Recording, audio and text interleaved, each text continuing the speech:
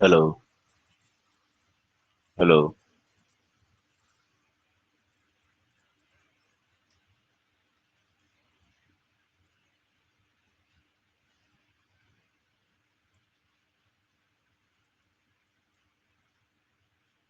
Hello. Hello.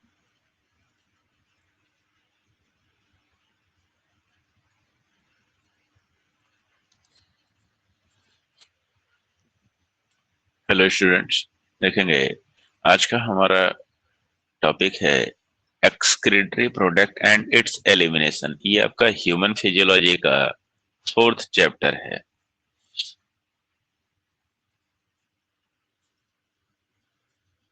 इसके पहले हम लोग डाइजेस्टिव सिस्टम, रेस्पिरेटरी सिस्टम और सर्कुलेटरी सिस्टम पढ़ चुके हैं फिजियोलॉजी में। आज हम स्टार्ट करेंगे excretory product and it's elimination, या इसी को हम बोलते हैं excretory system.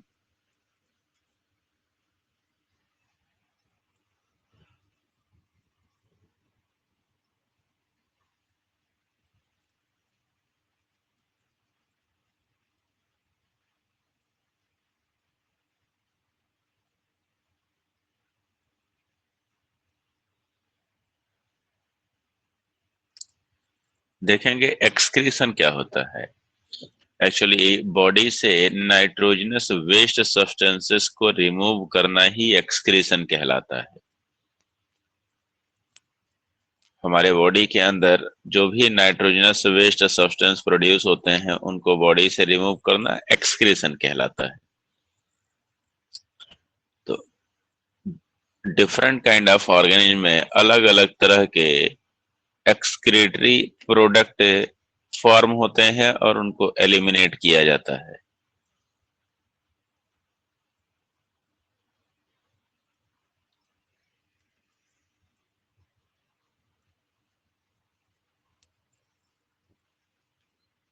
Removal of waste substances from the body is excretion. Body से नाइट्रोजनस वेस्ट सब्सटेंसेस को रिमूव करना ही एक्सक्रीशन कहलाता है।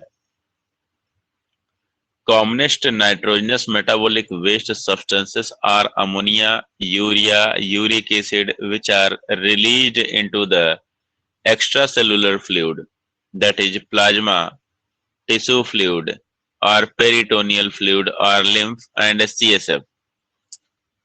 तो हमारे बॉडी सेल के द्वारा डिफरेंट काइंड के नाइट्रोजनस वेस्ट सब्सटेंसेस को प्रोड्यूस करके हमारे बॉडी के एक्स्ट्रा सेलुलर फ्लूइड में, टिश्यू फ्लूइड में, प्लाज्मा में या फिर पेरिटोनियल फ्लूइड या लिम्फ या सेरेब्रोस्पाइनल फ्लूइड में रिलीज कर दिया जाता है।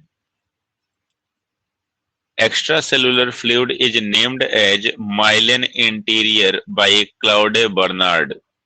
अंडरलाइन कर लीजिएगा, जो हमारे बॉडी के अंदर एक्स्ट्रा सेलुलर फ्लूइड होता है, जो सेल के बाहर फ्लूइड होता है, जिसको हम टिश्यू फ्लूइड भी बोलते हैं, इसको क्लाउडे बर्नार्ड ने टर्म दिया था myelin interior. Internal environment of the body or osmotic concentration must be maintained by the homeostasis। Homeostasis एक हमारा मैकेनिज्म होता है जिसके द्वारा हमारे बॉडी के इंटरनल इन्वायरमेंट को कांस्टेंट बनाए रखा जाता है। तो जो ऑर्गेनिज्म अपने इंटरनल बॉडी के इन्वायरमेंट को लगातार कांस्टेंट बनाए रखते हैं उनको होम्योथर्मिक बोला जाता है। और जो इन्वायरमेंटल कंडीशन के अकॉर्डिंग उनके बॉडी का टेम्परेचर कम या ज्यादा होता रहता है उनको हम पाइकिलोथर्मस या कोल्ड ब्लडेड ऑर्गेनिज्म बोलते हैं। Term by Walter Cannon, underline कर लीजिएगा कि होम्योस्टेसिस टर्म जो है सबसे पहले वाल्टर कैनन ने दिया था।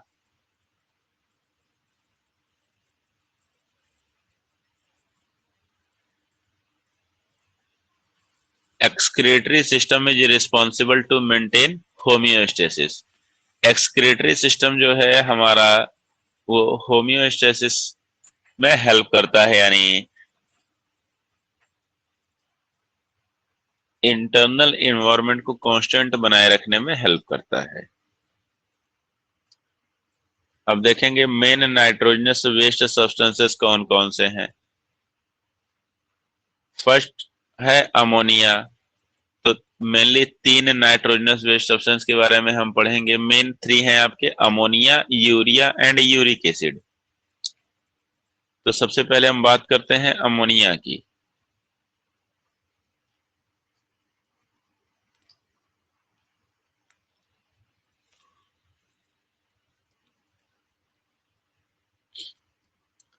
Ammonia is the main nitrogenous waste substances of the body cell of man।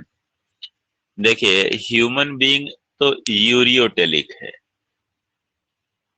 Humans urea excrete करते हैं, बट हमारे बॉडी की जो सेल्स होती हैं वो अमोनिया सिक्रीट करती हैं, अमोनिया रिलीज करती हैं। ये अमोनिया हमारे लीवर के द्वारा यूरिया में कन्वर्ट कर दिया जाता है। तो क्वेश्चन ध्यान से सुनिएगा कि ह्यूमन बॉडी सेल पूछ रहा है या ह्यूमन पूछ रहा है। ह्यूमन पूछेगा तो आप यूरिया लगाएंगे, और ह्यूमन बॉडी सेल अगर आपसे पूछेगा तो आप लगाएंगे अमोनिया।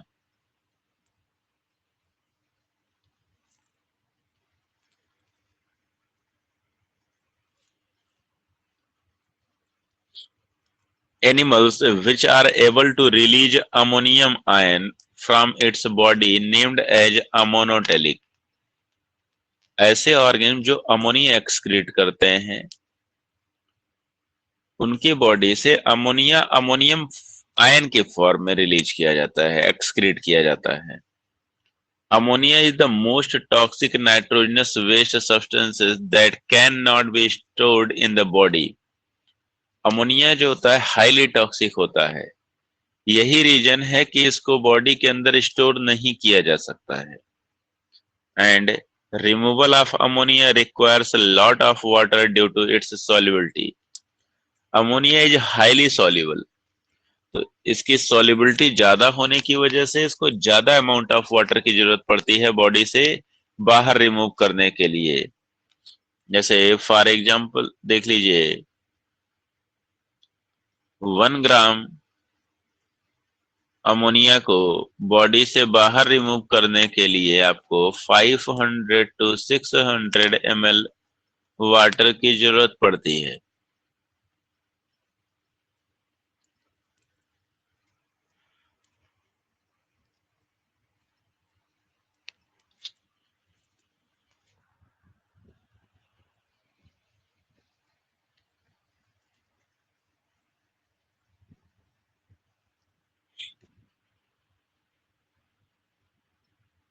एग्जाम्पल देखिएगा,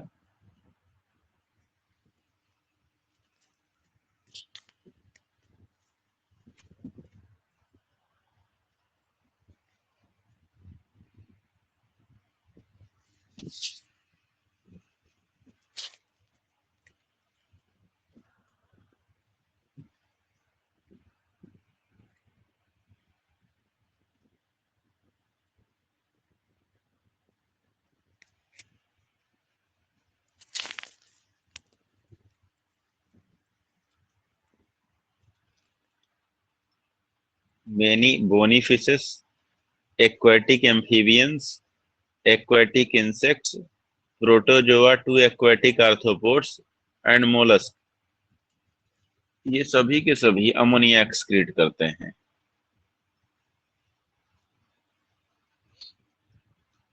due to its solubility, that is radially soluble, that is highly soluble in the water, it is excreted by the diffusion across the body surface or through the gills surface in the fishes or in the form of ammonium ion। Kidney not involved in its removal। Kidney के through ammonia को excrete नहीं किया जा सकता है।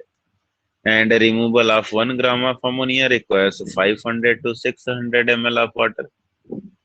And crocodile exceptional है, देखिएगा, in the aquatic life, जब ये पानी के अंदर रहते हैं तो ये अमोनिया एक्सक्रीट करते हैं, तो इनको हम अमोनोटेलिक बोलते हैं। But become uricotelic on land, लेकिन जब ये जमीन पर जाते हैं तो ये यूरिक एसिड एक्सक्रीट करते हैं, यूरिक कहलाते हैं।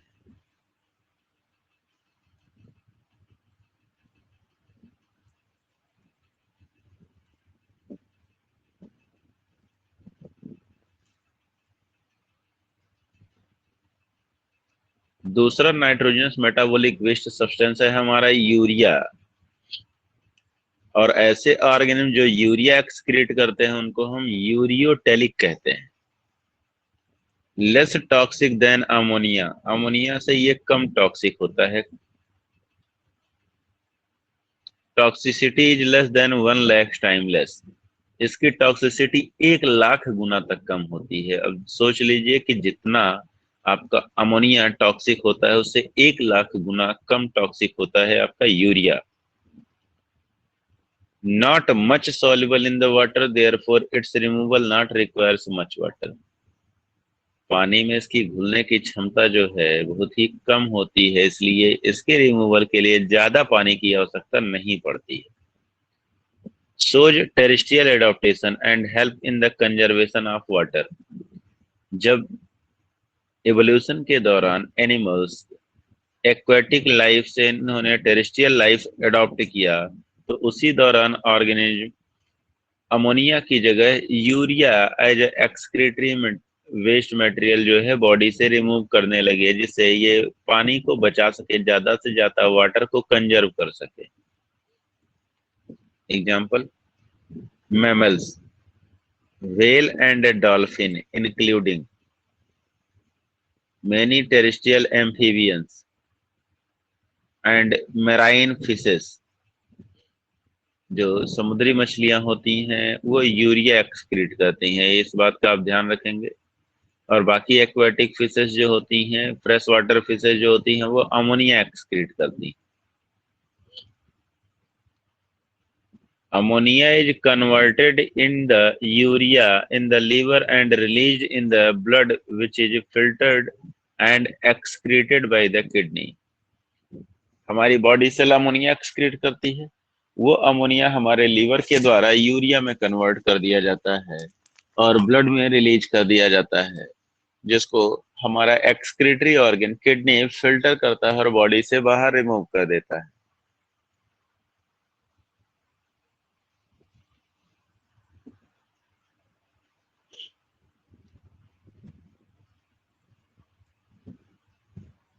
हेलो।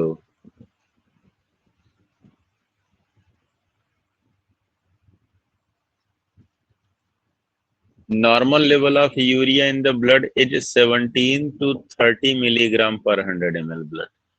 यूरिया का नॉर्मल अमाउंट हमारे ब्लड में 17 से 30 मिलीग्राम पर 100 ml ब्लड पाया जा सकता है। 1 gram urea removal requires nearly 50 to 60 ml of water. देखिए, जहां पे 1 ग्राम अमोनिया के लिए 500 से 600 ml वाटर की जरूरत पड़ती थी, 500 to 600 ml वाटर की जरूरत पड़ती थी, वहीं पर 1 ग्राम यूरिया को बॉडी से बाहर निकालने के लिए, रिमूव करने के लिए 50 to 60 ml वाटर की जरूरत पड़ती है। दैट मीन्स ये 10 गुना ज्यादा वाटर को कंजर्व करता है। तो टेरेस्ट्रियल एडाप्टेशन के दौरान इसका बहुत ही मेन रोल था वाटर को कंजर्व करने के लिए। Some amount of urea is retained in the kidney to maintain the osmolarity. कुछ अमाउंट में यूरिया हमारे किडनी के अंदर पाया जाता है ऑस्मोलरिटी यानी कि ऑस्मोटिक कंसंट्रेशन को मेंटेन करने के लिए।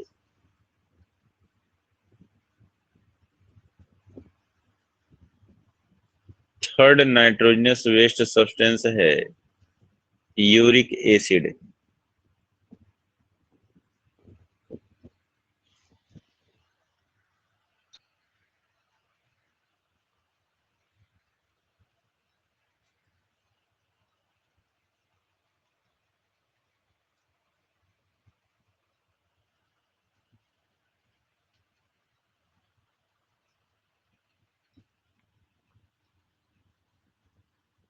देखेंगे, least toxic nitrogenous waste substance, इसकी टॉक्सिसिटी सबसे कम होती है। Least soluble in the water and its removal requires very less amount of water. क्योंकि ये सॉल्युबल होता नहीं है, तो इसको रिमूव करने के लिए बहुत ही कम अमाउंट वाटर की जरूरत पड़ती है। Represent most conservation of water, ये ऑर्गेनिज्म जो होते हैं वो सबसे ज्यादा वाटर को कंजर्व करते हैं। Example, reptiles, land snail, bird and insect, ये सब के सब यूरिक एसिड एक्सक्रीट करते हैं।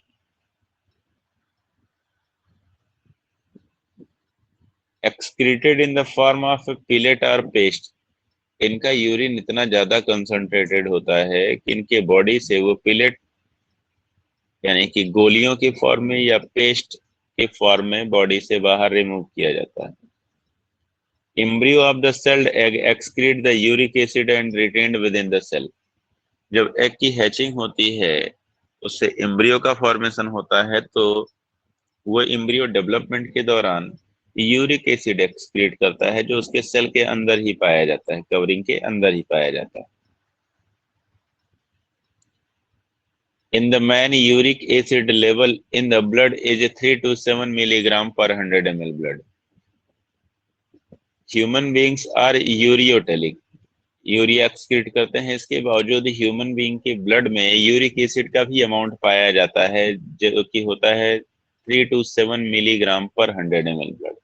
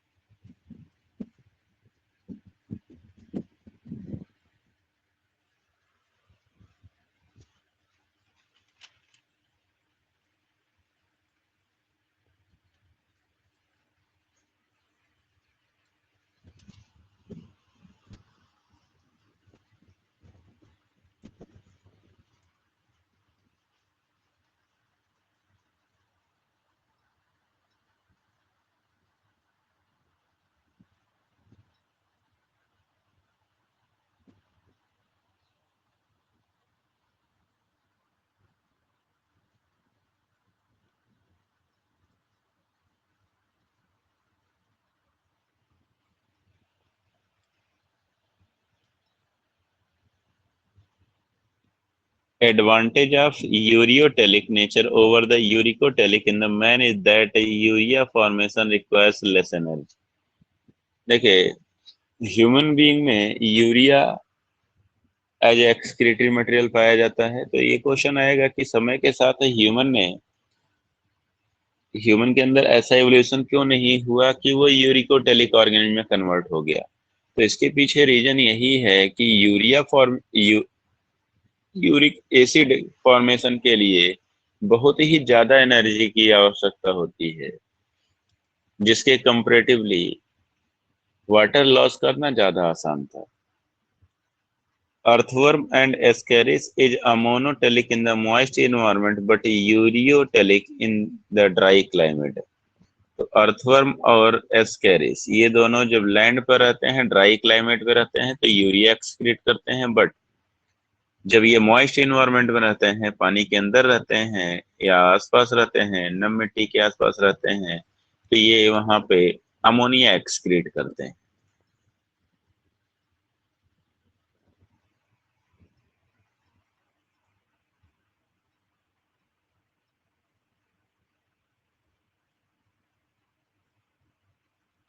नेक्स्ट टर्म है देखिएगा अमीनोटेलिक।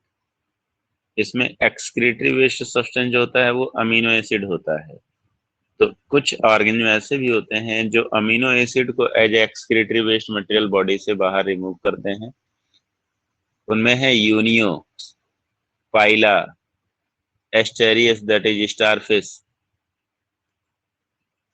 यूनियो दैट इज सीपी जिसको आप बोलते हैं, पाइला यानी कि घोंघा होता है। अब इसके अलावा कुछ अदर एक्सक्रीटरी और आपके सब्सटेंसेस पाए जाते हैं डिफरेंट ऑर्गेनिज्म में, तो उनके बारे में भी डिस्कस कर लेते हैं। एक है एक्सक्रीटरी वेस्ट सब्सटेंस है ट्राई मिथाइल ऑक्साइड, इसको टीएमओ बोलते हैं। फर्स्ट ऑफ ऑल देखेंगे क्या होता है इसमें। Ammonia is converted into TMA, ammonia tri methyl amine में कन्वर्ट होता है by methylation which is changes into TMO by the oxidation. तो मिथाइलेशन प्रोसेस के दौरान अमोनिया टीएमए में कन्वर्ट होता है, ट्राई मेथिल अमीन में, और फर्दर जब उसका ऑक्सीडेशन होता है तो वो टीएमओ में कन्वर्ट हो जाता है, ट्राई मेथाइल ऑक्साइड में। Example, marine mollusc, Mollusca group के मेंबर जो समुद्र में पाए जाते हैं। क्रस्टेशियन यानी एक्वेटिक इंसेक्ट्स। मेराइन इलेस्मोब्रांकाई यानी कि समुद्री कार्टिलेजिनस फिशेस। अगला एक्सक्रीटरी वेस्ट है हिप्यूरिक acid, accessory excretory waste substance of the mammal which is formed by the benzoic acid and glycine। तो हिप्यूरिक एसिड ये मैमल का एसेसरी एक्सक्रीटरी वेस्ट होता है, क्योंकि मेन तो यूरिया होता है। ये भी ट्रेसेस में पाए जाते हैं। नेक्स्ट है creatine, synthesized in the liver by use of the three amino acid that is methionine, arginine and glycine and stored in the muscle after the phosphorylation as a creatine phosphate। तो ये creatine जो होता है हमारे muscles की recovery में help करता है, मसल में ये पाया जाता है in the form of creatine phosphate. Next है एलेंटोइन,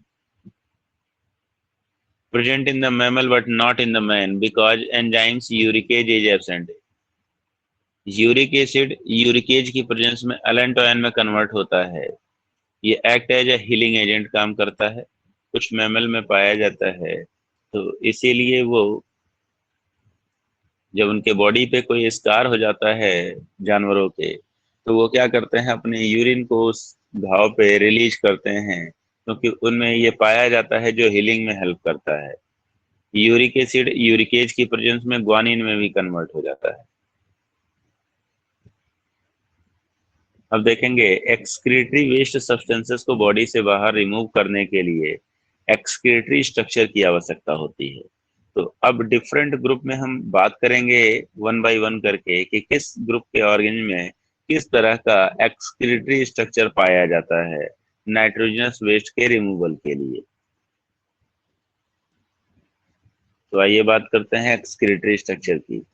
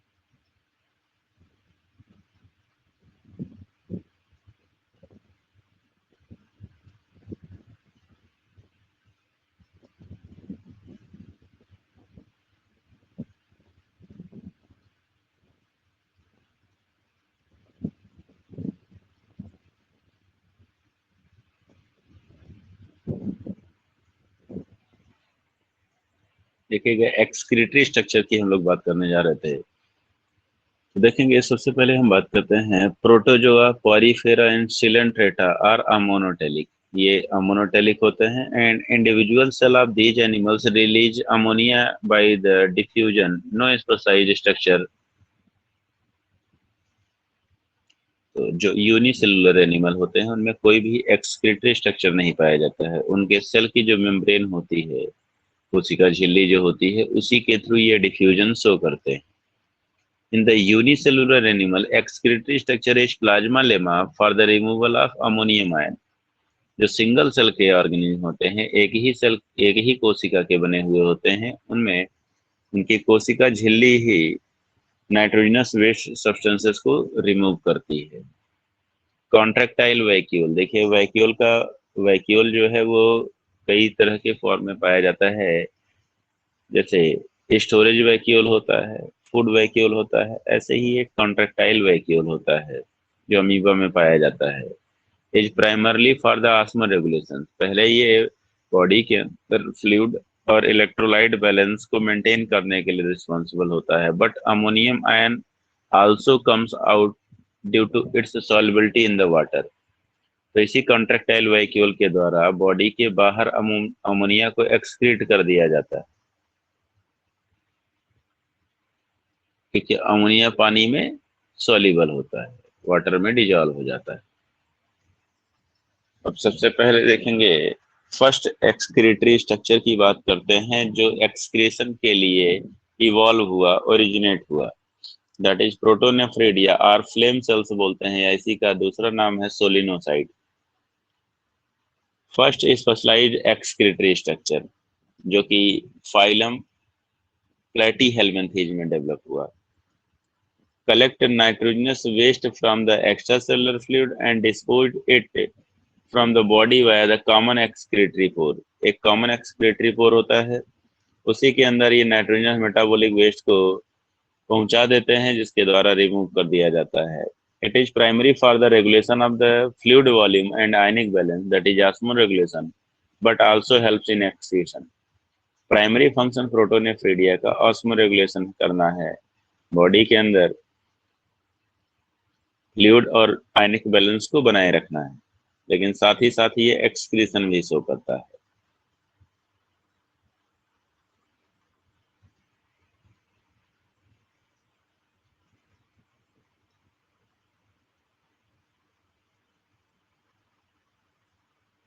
देखिएगा एग्जांपल है प्लेटीहेल्मिन्थेज, फ्लैटवर्म,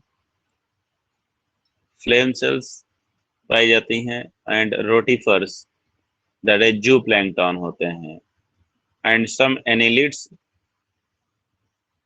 कुछ एनिलिड्स होते हैं जिनमें नेफ्रेडिया पाया जाता है, एंड सिफेलोपोड्स होते हैं।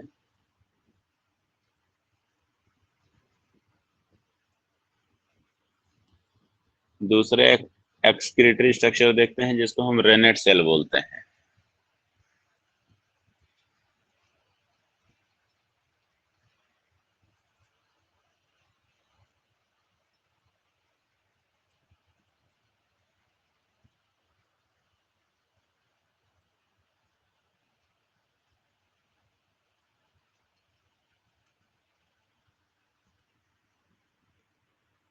ये एच शेप्ड का जाइंट सेल होता है, जैसा कि डायग्राम में अगर आप ध्यान से देखें तो ये एच शेप का जाइंट सेल होता है, एक बड़ा सा सेल होता है जो कि एसके हेलमिन्थेज में पाया जाता है, राउंड वर्म जिसको बोलते हैं। Collect excretory waste from the extracellular fluid and dispose out by the body from the body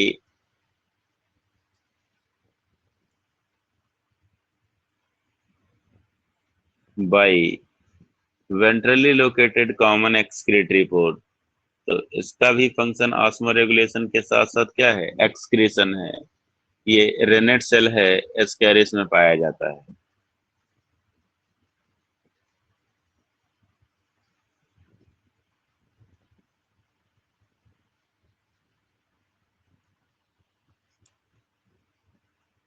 next है nephridia, characteristic of the earthworm and most of the annelid. ज्यादातर अर्थवर्म और एनिलिडा ग्रुप के member का characteristic feature होता है nephridia. Excretion as well as osmoregulation इसका भी function होता है। नेक्स्ट है आपका मेलपिगियन टिब्यूल। मेलपिगियन टिब्यूल जो है एक्सक्रीटरी स्ट्रक्चर होता है जो कि कॉकरोच या इंसेक्ट्स में पाया जाता है। Characteristic of the cockroach and most of the insect, ज्यादातर इंसेक्ट और कॉकरोच में यही पाया जाता है एक्सक्रीशन के लिए। Fine tubular structure connected to the intestine. देखिए, जो कॉकरोच होता है उसका एलिमेंट्री कैनाल 3 पार्ट में बटा हुआ है, फोरगट, मिडगट और हैंडगट।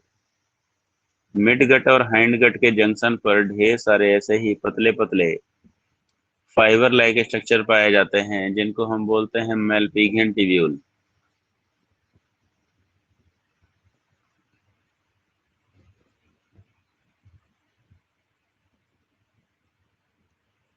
यही एक्सक्रीटरी स्ट्रक्चर का काम करती हैं। ये बॉडी फ्लूइड या ईसीएफ से नाइट्रोजनस वेस्ट को और इसको कॉमन एक्सक्रीटरी पोर या कॉमन एक्सक्रीटरी पैसेज जो होता है उसी में सिक्रेट कर देती।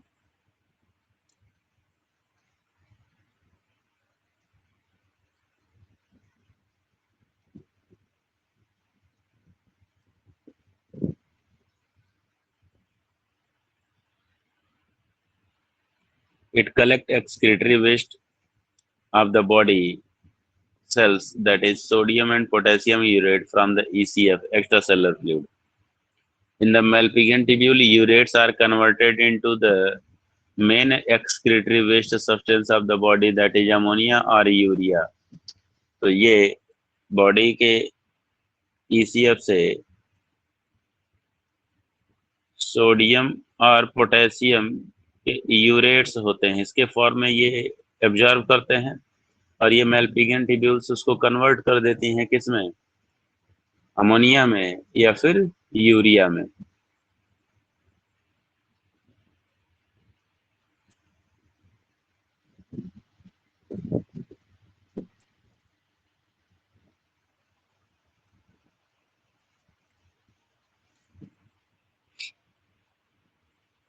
नेक्स्ट स्ट्रक्चर है इंटरनरी ग्लैंड, या इसी को हम ग्रीन ग्लैंड भी बोलते हैं। Specialised excretory structure located at the base of antennae of crustacea. Crustacea that is aquatic insects, जो पानी में जानवर पाए जाते हैं, सॉरी, जो पानी में कीड़े पाए जाते हैं, कीड़े मकोड़े, उनको बोलते हैं क्रस्टेशिया में उनको रखा जाता है। फॉर एग्जांपल है प्रॉन, ये ऐसी को झींगा भी बोलते हैं।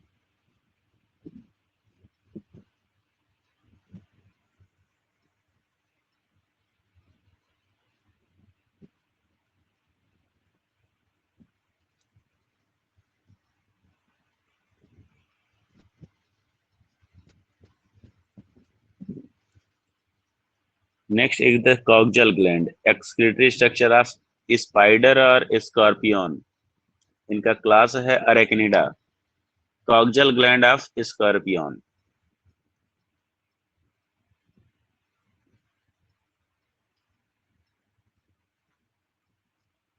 नेक्स्ट है ऑर्गन ऑफ बोजनस,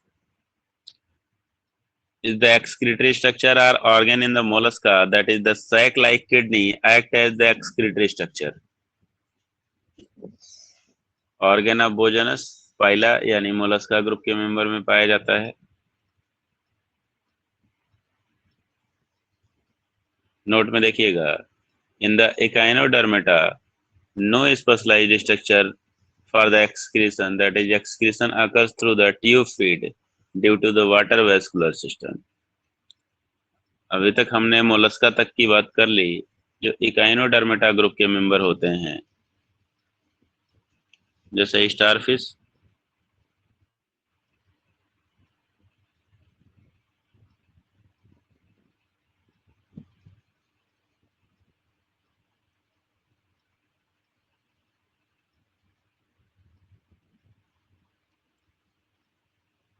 ये इसका माउथ हो गया। माउथ से हर एक आर में रेडिएट होती है एक ब्रांच।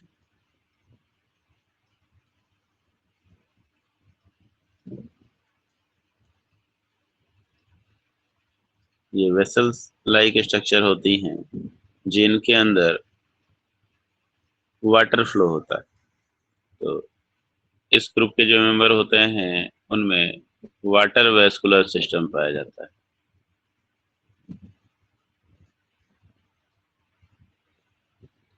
तो इसी वाटर वेस्कुलर सिस्टम के अंदर बाहर से वाटर एंटर करता है जिसके अंदर माइक्रोस्कोपिक फूड पार्टिकल होते हैं जो इनके बॉडी में जाते हैं और ये कैप्चर करके उसको डाइजेस्ट कर लेते हैं। और ये अपने नाइट्रोजनस मेटाबॉलिक वेस्ट को भी इसी वाटर करंट के अंदर जो है रिलीज कर देते हैं, जिससे उसी वाटर करंट के साथ इनका एक्सक्रीटरी वेस्ट भी बॉडी से बाहर निकल जाता है। साथ में वाटर में डिजॉल्व ऑक्सीजन को यूज कर लेते हैं और उसमें कार्बन डाइऑक्साइड को रिलीज कर देते हैं। तो इनमें वाटर वेस्कुलर सिस्टम ही एक्सक्रीशन का, रेस्पिरेशन का काम करता है, साथ ही साथ नरिशमेंट भी प्रोवाइड इसी के थ्रू होता है।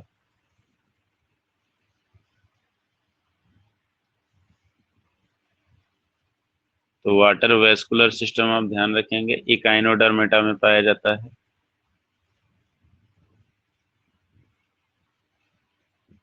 और इसी से मिलता जुलता टर्म होता है वाटर कैनाल सिस्टम। यह आपका पाया जाता है पॉरीफेरा ग्रुप के मेंबर में।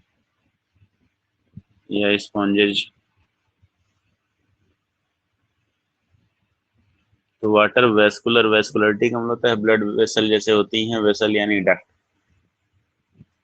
तो डक्ट के अंदर अगर वाटर फ्लो होता है that means water vascular system. और वाटर कैनाल सिस्टम जो होता है एक पैसेज होता है, रास्ता होता है, ये पाया जाता है पॉरीफेरा ग्रुप के मेंबर में। ओके, तो आज के लिए बस इतना ही। हमारा अगला टॉपिक होगा ह्यूमन एक्सक्रीटरी सिस्टम।